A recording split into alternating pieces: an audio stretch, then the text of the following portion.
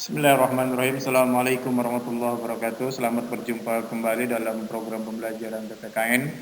Kemarin kita sudah membahas terkait dengan dasar negara Pancasila, dinamikanya dalam perkembangan penerapannya dari waktu sebagai dasar dari pembelajaran ini. Lalu terbagi menjadi beberapa bagian. Bagian yang pertama sudah kita bahas terkait dengan Pancasila dalam penerapannya dari masa ke masa, sejarahnya itu seperti apa, dan kita masuk ke pola konsep yang kedua, yaitu nilai-nilai Pancasila sesuai dengan perkembangan zamannya.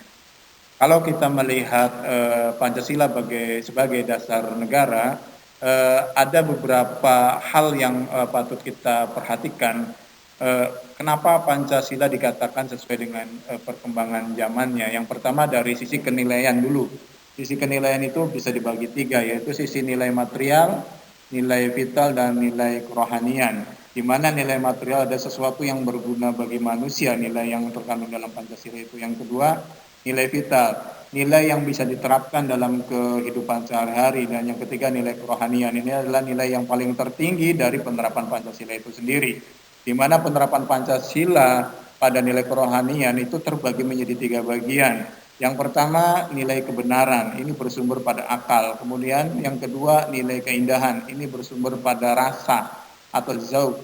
Kemudian yang ketiga, nilai kebaikan, ini bersumber pada moralitas pada diri manusia. Kemudian yang keempat yaitu nilai religius, inilah nilai rohani yang paling tertinggi. Itu penerapan dalam sistem nilai. Kemudian nilai Pancasila bisa sesuai dengan perkembangan zamannya apabila dilihat dari hakikat ideologinya. Yang pertama adalah ideologi terbuka. Ideologi terbuka seperti apa? Kita harus melihat dulu pengertian dari ideologi itu sendiri. Ideologi itu adalah sebuah konsep atau pengertian dasar atau gagasan yang mempengaruhi kehidupan seseorang. Ada beberapa teori yang dimunculkan dari pengertian ideologi ini. Yang pertama, teori menurut Horton dan Hahn. Teori ini menjelaskan tentang sistem gagasan yang menyetujui seperangkat norma itu sendiri.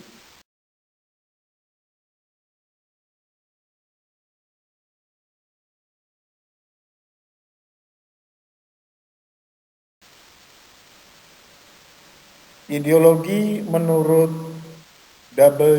Newman.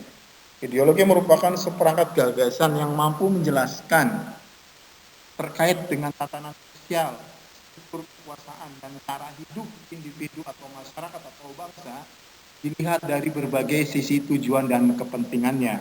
Kemudian menurut Mubyarto, ideologi adalah sebuah doktrin atau ajaran, atau juga simbol-simbol kelompok sebuah masyarakat atau bangsa yang menjadi pedoman atau pegangan kerja dalam perjuangan untuk mencapai tujuan dari kelompok atau masyarakat atau bangsa tersebut. Kemudian dari ideologi terbuka pun bisa kita lihat dari fungsi dari ideologi itu sendiri. Pertama, fungsinya menjadi pedoman bagi individu atau masyarakat atau bangsa untuk berpikir, landasan melangkah, dan landasan bertindak. Yang kedua, fungsi dari ideologi, dari hakikat sebuah ideologi terbuka adalah jadi kekuatan yang mampu memberikan semangat dan motivasi, baik itu individunya, masyarakatnya, atau bangsanya untuk mencapai tujuan bersama. Kemudian yang ketiga, sebagai landasan dalam menghadapi berbagai persoalan yang dihadapi masyarakat atau bangsanya dalam mencapai tujuannya.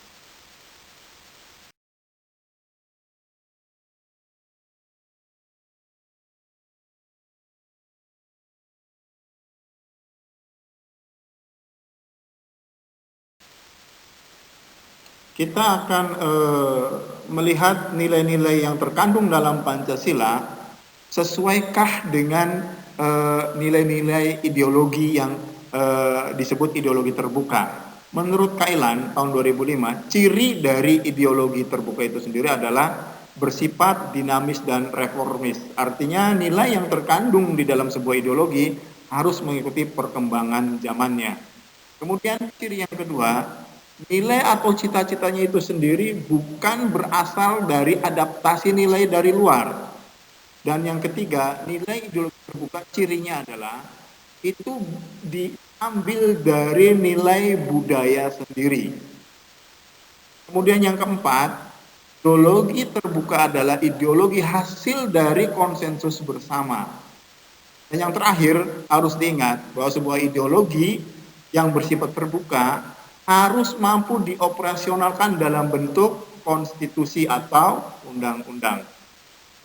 Menurut Thailand pula tahun 2005, ciri dari ideologi tertutup adalah bukan merupakan cita-cita yang sudah hidup dalam masyarakat atau juga merupakan cita-cita suatu kelompok yang dipaksakan untuk dijadikan sebuah dasar bersama.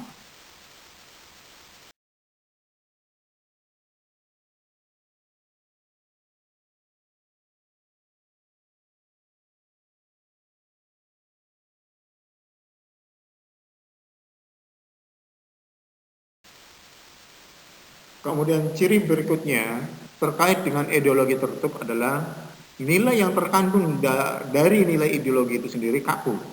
Kemudian nilai dan cita-citanya merupakan hanya bagian dari cita-cita sekelompok manusianya itu sendiri.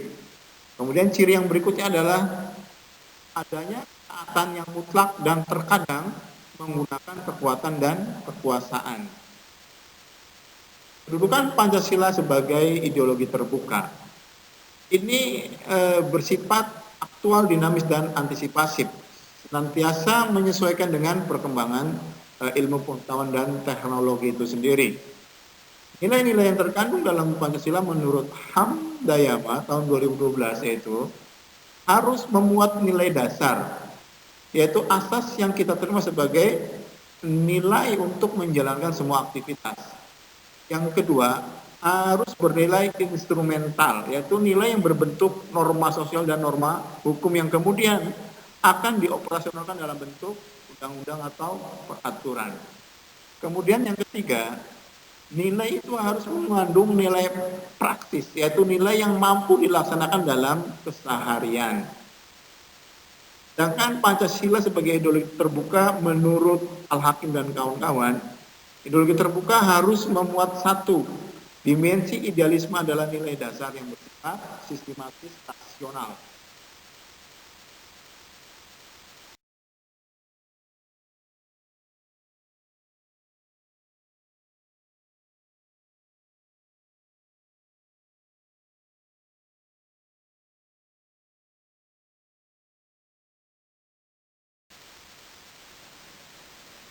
Ciri yang kedua ideologi terbuka menurut Al-Hakim dan kawan-kawan tahun 2016, ideologi terbuka harus mengandung dimensi normatif.